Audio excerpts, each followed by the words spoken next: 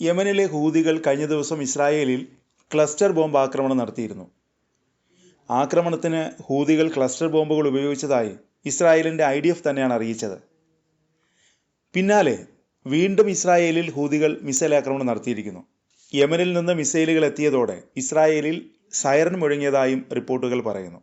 കഴിഞ്ഞ ദിവസം യമൻ തലസ്ഥാനമായ സാനായിൽ ഇസ്രായേൽ ആക്രമണം നടത്തിയിരുന്നു. ക്രൂരവും നിന്ദ്യവുമായ ആക്രമണമെന്നാണ് ഹൂതികൾ ഇതിനെ വിശേഷിപ്പിച്ചത്. പ്രതിരോധം തുടരുമെന്നും ഹൂതികൾ പ്രസ്താവനയിൽ അറിയിച്ചു. പിന്നാലെയാണ് ഇസ്രായേലിനെ ലക്ഷ്യമിട്ട് ഹൂതികൾ വീണ്ടും മിസൈൽ ആക്രമണം നടത്തിയത്. ഇസ്രായേലിലേക്ക് മിസൈൽ എത്തിയതായി ഇസ്രായേൽ സൈന്യം സ്ഥിരീകരിച്ചിട്ടുണ്ട്. മിസൈലിനെ വിജയകരമായി പ്രതിരോധിച്ചതായും ഇസ്രായേൽ സൈന്യം പ്രസ്താവനയിൽ അവകാശപ്പെട്ടു. ആക്രമണം നാശനഷ്ടമുണ്ടാക്കിയോ എന്ന് വ്യക്തമല്ല. ഇത് സംബന്ധിച്ച റിപ്പോർട്ടുകളും വന്നിട്ടില്ല. ആക്രമണത്തെ തുടർന്ന് മധ്യ ഇസ്രായേലിലും ജെറുസലേമിലും അധിനിവേശ വെസ്റ്റ് ബാങ്കിലും സൈറനുകൾ മുഴങ്ങി. കഴിഞ്ഞ ദിവസം ഹൂതികൾക്ക് ഇസ്രായേൽ പ്രധാനമന്ത്രി ബെഞ്ചമിൻ നെതന്യാഹു ശക്തമായ മുന്നറിയിപ്പ് നൽകിയിരുന്നു. ഹൂതി തീവ്രവാദികൾക്ക് വലിയ വില കൊടുക്കേണ്ടി വരുമെന്നാണ് നെതന്യാഹു ഭീഷണി മുഴക്കിയത്. പിന്നാലെയാണ് ഹൂതികൾ മിസൈൽ ആക്രമണം നടത്തിയത്. വെള്ളിയാഴ്ച രാത്രിയിൽ ഇസ്രായേലിലേക്ക് ഹൂതികൾ ആക്രമണം നടത്തിയിരുന്നു. ഈ ആക്രമണത്തിനിടെ ഹൂതികൾ ഒരു ക്ലസ്റ്റർ ബോംബ് പ്രയോഗിച്ചതായി ഇസ്രായേൽ സൈന്യം അറിയിച്ചു. സംഘർഷത്തിൽ ആദ്യമായാണ് ഹൂതികൾ ക്ലസ്റ്റർ ബോംബ് എക്വിപ്ഡ് പ്രൊജക്ടൈൽ ഇസ്രായേലിന് നേർക്ക് ഉപയോഗിക്കുന്നത്. ആക്രമണത്തെ പ്രതിരോധിക്കാൻ ഇസ്രായേലിൻ്റെ പ്രതിരോധ സംവിധാനത്തിന് സാധിച്ചിരുന്നില്ല. തുടർന്നാണ് IDF അന്വേഷണം നടത്തിയത്.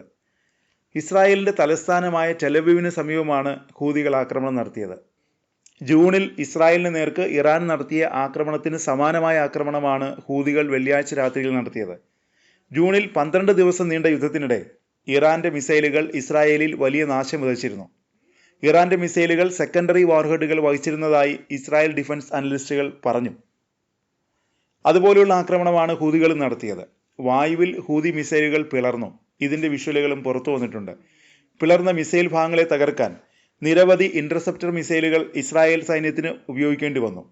Palestine 2 hypersonic ballistic missile Israel പ്രതിരോധത്തെ മറികടന്നുവെന്നും ബെൻ ഗുരിയോൺ വിമാനത്താവളത്തെ ലക്ഷ്യമിട്ടെന്നും ഹൂതി വക്താവ് ബ്രിഗേഡിയർ ജനറൽ യഹിയ സാരി പിന്നീട് പറഞ്ഞു.